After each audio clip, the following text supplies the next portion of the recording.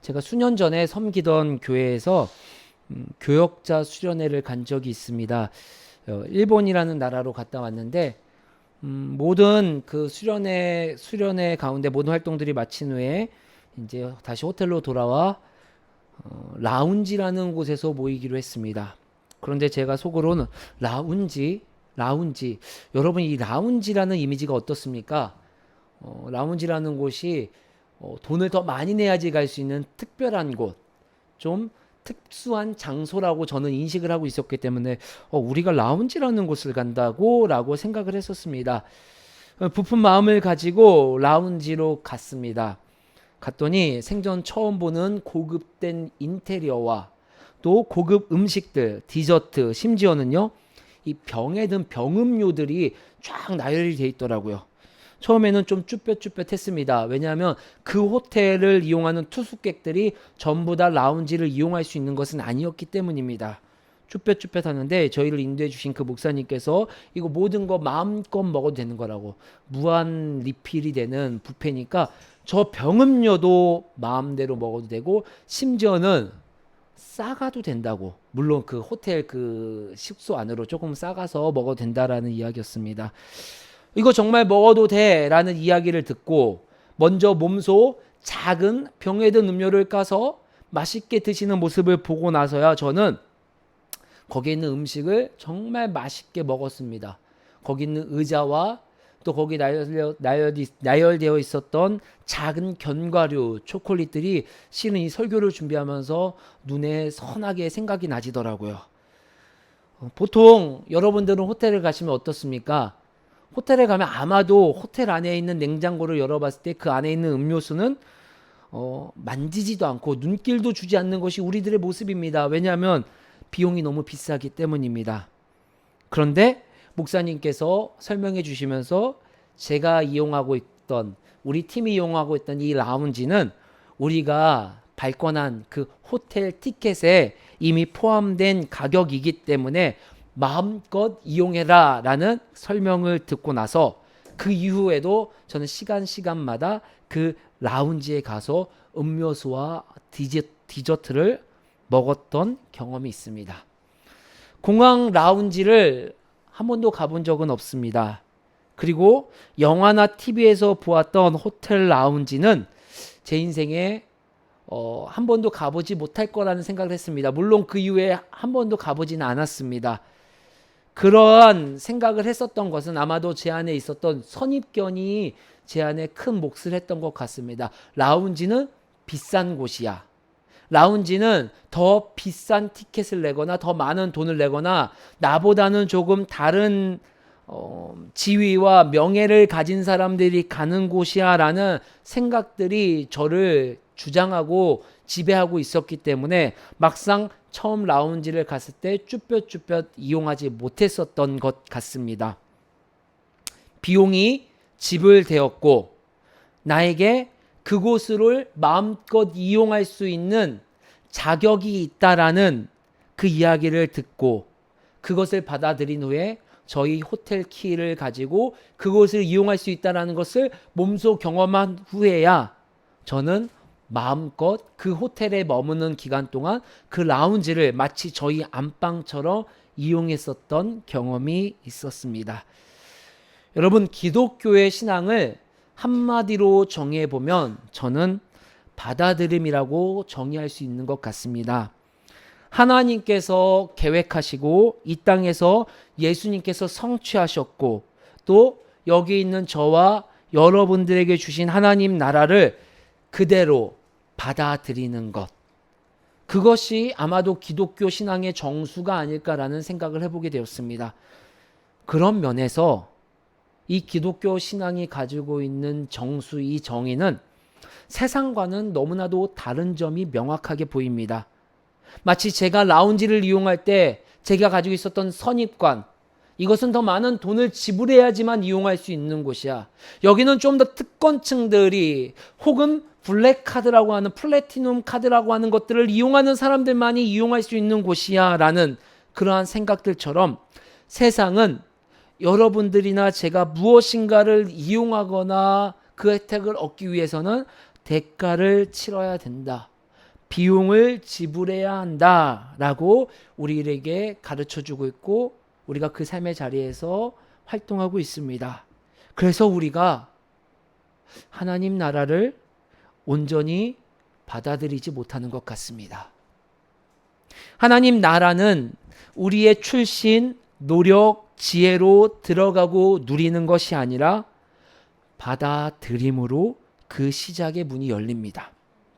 죄가 많은 나, 결점투성이인 나, 보잘것없고 상처투성이인 나, 목사로서 능력도 없고 내가 정말 뭘 할 수 있을까라고 자존감이 떨어진 나, 그런 나에게 주님은 나도 모르게 다가오셔서 손을 내밀어 주시고 선물로 주신 것들을 내가 받아들일 때 우리는 더 이상 내 안에 있는 나의 죄가 보이지 않게 됩니다. 나의 능력과 재능이 보이지 않고 좀 더 명확하게 말하면 내 죄가 보이지 않는 것이 아니라 내 능력과 내 재능이 보이지 않는 것이 아니라 내 시선이 내 죄와 나의 능력과 나의 재능에 향했던 것이 어느 순간 주가 하신 일로 내 시선이 향하게 되고 주가 주신 것들로 내 시선이 향하게 되고 내 발걸음과 내 존재가 주님이 주신 것 위에 머무르며 누리게 된다라는 것입니다. 이것이 성경에서 말하는 복음입니다. 그것이 기독교의 정수인 받아들임의 모습인 것을 성경은 이야기해 주고 있습니다. 그런 의미에서 지난주에 읽었던 한 학자분의 견해가 참 와닿았습니다. 여러분, 우리가 성경에서 말하는 복음은 원어로 유앙겔리온이라고 합니다. 유앙겔리온은 기쁜 소식이라는 뜻을 가지고 있습니다.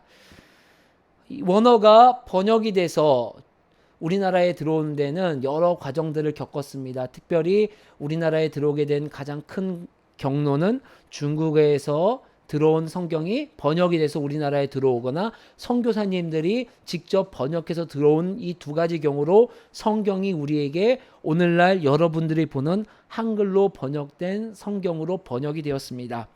그런데 이 번역의 과정에서 유앙겔리온, 기쁜 소식이라는 단어가 복음이라는 단어로 번역이 되었습니다. 이 복음은 복이라는 한자를 씁니다. 여러분, 이 복이 무슨 뜻일까요? 복이라는 이 복은 다른 것이 아니라 삶에서 누리는 좋고 만족할 만한 행운, 거기서 얻는 행복을 복이라고 정의하고 있습니다.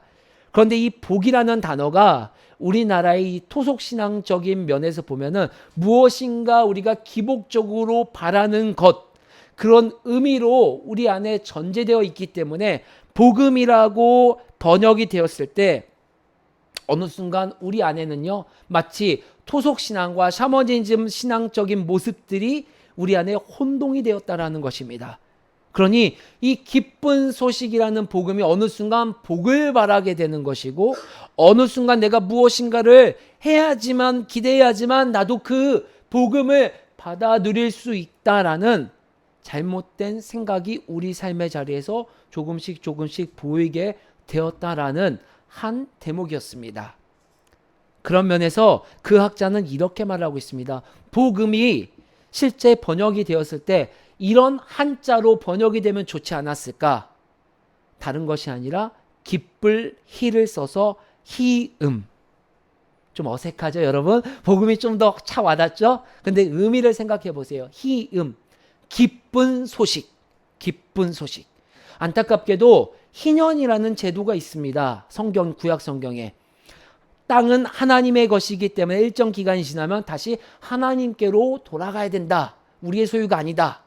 그런데 이 희년이라는 제도, 이 희년이라는 뜻 역시도 기쁠 희를 써서 기쁜 해가 된다는 뜻인데, 우리나라에서는요, 이 번역이 기쁠 희가 아니라 복희를 써서 복된 해가 된다 라고 해서 그 의미가, 성경에서 말하는 의미가 조금씩 곡해도 되고 있다라는 안타까운 사실들을 그 학자가 짚어서 이야기해주는 부분이 있었습니다. 참 와닿았습니다. 여러분, 유앙겔리온, 복음, 기쁜 소식. 무엇이 기쁜 소식이에요? 하나님 나라를요, 여러분에게 주셨다라는 거예요. 주실 거야가 아니라 너가 교회를 잘 나오고 예배를 하나님 앞에 신령과 진정으로 드려서 내가 받을 만한 자격을 너희들이 가졌을 때 하나님 나라를 줄 거야 라는 것이 아니라 이미 우리에게 하나님 나라를 예수님을 통해 받았다라는 그 기쁜 소식을 예수님이 우리에게 주셨다라는 것입니다. 여러분에게 이 소식이 기쁜 소식이 되십니까? 아니면 기뻐해야 할 소식으로 그 기쁜 소식을 기다리고 있습니까? 엄연한 큰 차이가 있습니다. 이미 기쁜 소식으로 우리에게 주신 소식이 내가 여전히 기다려야 될 소식이고 여전히 내가 무엇인가를 마치 기복적으로 무엇인가를 바라야 돼서 받아야 되는 것이라면은 오늘 본문의 제자들처럼 예수님의 마음을 아프게 하는 상황들이 벌어지게 됩니다. 제자들은 아직 기쁜 소식을 받아들일 준비가 되지 않았습니다. 여전히 제자들에겐 이 기쁜 소식이요, 무엇인가를 더 해야 되고 내가 무엇인가를 더 해야 되거나 무엇인가를 빼야 된다라는 인식들이 아직 내 마음속에 가득 차 있었던 것 같습니다. 그래서 예수님이 전해주시고 예수님이 이 땅에 펼쳐나가신 하나님 나라를 믿습니다. 그런데 예수님의 방식보다는 우리의 방식이 조금 더 맞는 것 같아요. 당시 아마 2주 전에 여러분들이 기억하실 거라고 생각됩니다. 어린아이들은 이 고대 사회에서 정말 보잘것없고 가치가 없는 존재로 여겨졌습니다. 그런데 사람들이 예수님께 만져주심을 바라고 어린 아이들, 사회에서 가치 없고 사회에서 인정받지 못하는 자들, 성경에선 그들을 이렇게 말하고 있죠. 고아와 과부와 객과 나그네 된 자들, 도움이 되지 않는 자들이에요. 오히려 우리 지갑, 우리 주머니만 계속해서 비워야 되고 내 에너지만 나가야 되는 자들이에요.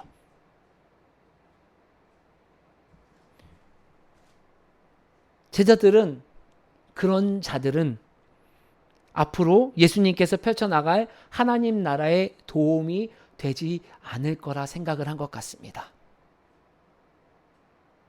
그래서 제자들이 꾸짖었어요. 정신이 있습니까? 없습니까? 우리 선생님이 어떤 분인데, 우리 선생님이 어떤 능력과 이상이 있는 분인데 이런 어린아이를 데려와요. 아니, 돈도 없고 노동력도 없고 심지어 우리가 데려가면 다 케어하고 보호해야 되는 사람들인데 이런 아이를 데려와요? 당장 데려가세요! 라고 하는 상황이 펼쳐진 것입니다.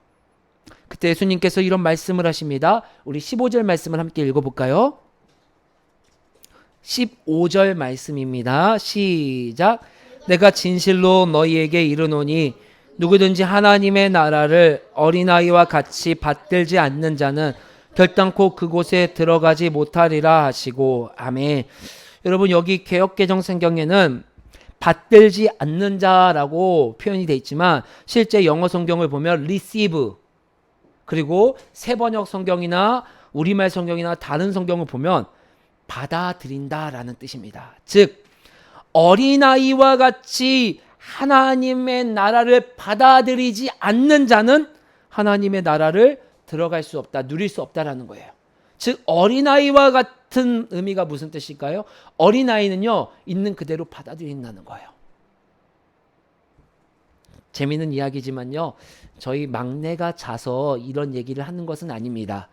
저희 첫째와 둘째는 다 컸으니까요. 저희가 어렸을 때, 저희 아이들이 아주 어렸을 때 저와 아내가 저희 아이들에게 이런 말을 합니다. 너희들 엄마 아빠한테는 마음의 카메라가 있어. 그래서 너희들 마음을 다 알아. 우리 아이들은요, 뭐라고 했는지 아세요? 정말? 그런데 신기하게 이 아이들의 마음을 저희가 다 맞춰요. 다 알아요. 왜 그럴까요? 저희도 어린아이를 지나왔고 아마 부모들만 아는 그러한 그러한 관계가 있는 것 같아요. 그래서 정말 너 지금 마음에 이런 생각했지? 밖에서 전화 통해서 엄마 아빠 지금 마음의 카메라 다 보고 있어. 그거 하면 안 돼. 어떻게 알았어 엄마? 어떻게 알았어 아빠? 우리 그러면 안 되겠다 라고 생각을 하고 있었습니다. 물론 지금도 믿고 계시지? 믿고 계신다. 믿고 있다고 합니다. 아마 저희 막내는 여전히 믿고 있습니다. 어린아이들의 특징은요. 그 말이, 그 생각이, 그 결과가 아무리 허황되고 아무리 믿지 못할 만한 것이라 할지라도 그것을 그냥 그대로 받아들인다는 모습을 가지고 있습니다. 여러분 믿어지세요? 하나님, 내가 이렇게 죄가 많은데요. 하나님, 제가 이렇게 능력이 없는데요. 하나님, 제 성격은 정말 이게 쌀데기가 없는, 이 땅에서 내가 뭐를 해야 될지 모르겠는데요. 그런데 하나님께서 우리에게 다가오셔서 내가 그런 너를 택했다. 내가 쓰겠다. 내가 너에게 주겠다. 어린아이들은요, 정말요, 하나님? 정말요? 그리고 그것을 믿습니다. 제자들은 믿지 못했어요. 마가복음 9장에서 어린아이에 대해 말씀해 주셨음에도 불구하고 여전히 제자들은요, 하나님 나라는 믿지만 내 뜻과 내 방식으로 해야 된다는 생각이 있었어요. 하나님 나라를 추종하는 자들은요, 이왕이면 지위가 조금 있었으면 좋겠고요. 이왕이면 우리에게 재정적으로 조금 도움이 됐으면 좋겠다는 마음도 있어요. 이왕이면요, 조금 노동력도 조금 있었으면 좋겠어요. 그래서 어린아이 같은 애들은, 과부 같은 자들은, 고아 같은 자들은 하나님 나라가 어느 정도 성장되고 어느 정도 형태가 가려지고 나서 그때 좀 왔으면 좋겠다라는 생각이 있지 않았을까 저 스스로 추론을 해봤어요. 성경에 나와 있지 않으니까요. 아마도 이들의 생각에는요, 하나님 나라를 받아들이지 못했어요. 그대로. 여러분 어떠세요? 여러분 있는 모습 그대로 주님이 사랑하신다는 그 말씀, 내 능력과 내 가진 것을 누리고 있는 그 행복, 그 행복보다 더 큰 위대한 행복이 너희에게 주어졌어. 그것을 받아들이면 좀 다른 세계가 보여질 거야 라는 그 말씀을 받아들이십니까? 참 어려운 것 같아요. 목사인 저도 받아들이는 게 참 어려운 것 같아요. 지난 주간 참 스스로 많은 고민을 했었던 주간이었었던 것 같아요. 어떤 점을 발견했냐? 제가 복음을 받아들이지 못한다라는 생각을 하게 되었습니다. 오해하지 말고 들으세요. 이거 뭐 또 영상 이거 편집해서 야 우리 목사는 복음을 받아들이지 않는데 이러면 저 큰일 납니다. 그게 아니라 여러분들이, 제가 이렇게 설교를 하잖아요.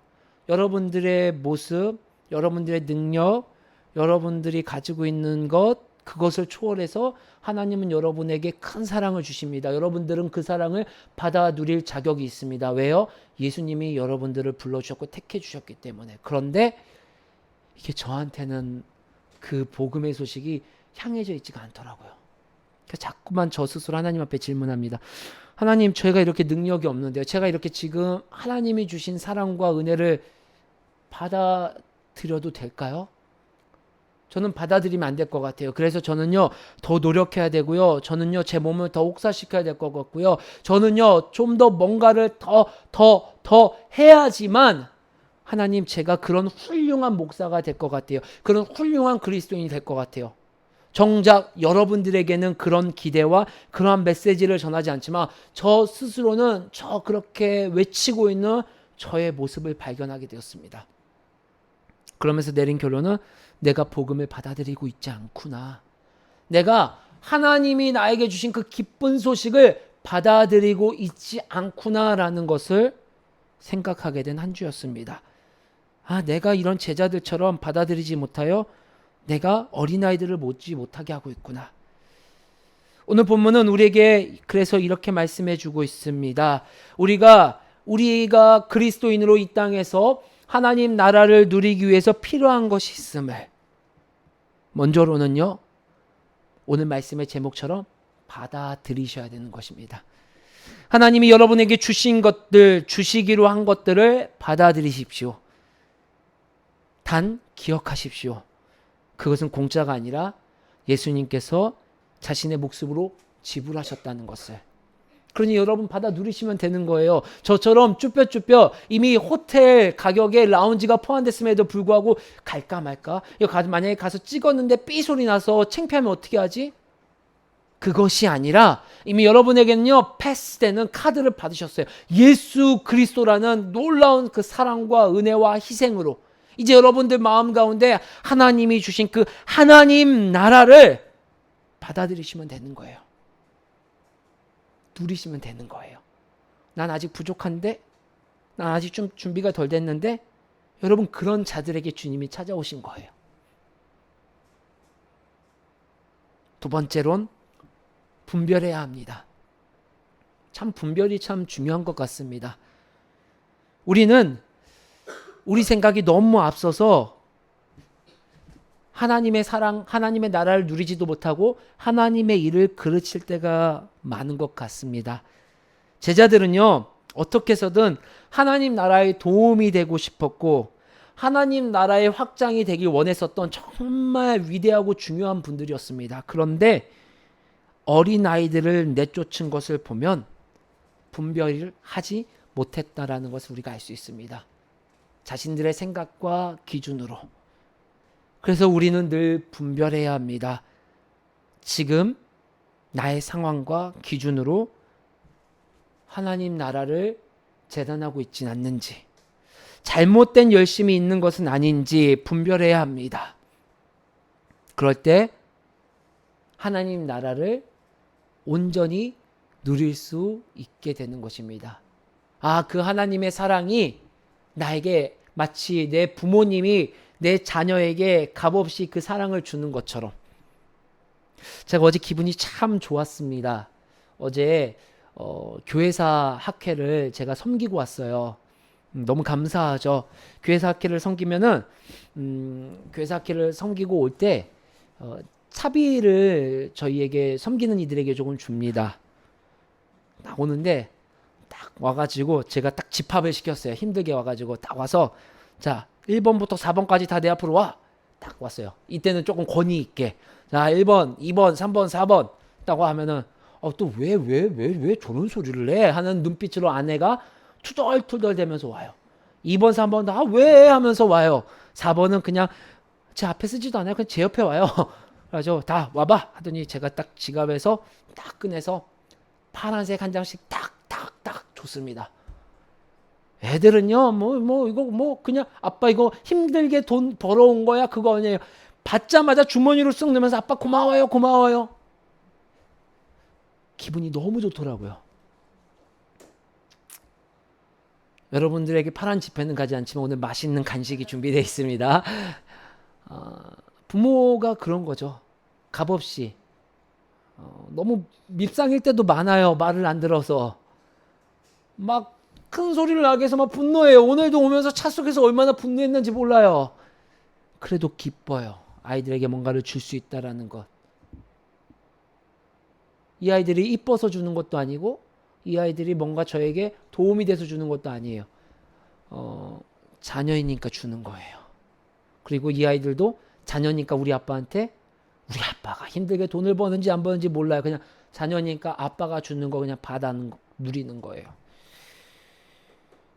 예수님은 우리에게 그런 자녀로, 하나님은 우리에게 그런 자녀로 우리에게 자녀 삼아 주셨다 말씀해 주셨습니다. 어린아이처럼 받아들이시면 돼요. 참 기쁨을 누리게 하기 위해 예수님이 십자가를 이미 지셨기 때문입니다. 여러분, 우리가 그 십자가의 가치를 훼손하고 있지 않는지 우리 질문해 봤으면 좋겠습니다. 어떻게요? 받아들이지 않음으로요. 누리지 않음으로요. 사랑하는 길과 진리 교회 우리 귀한 가족 여러분,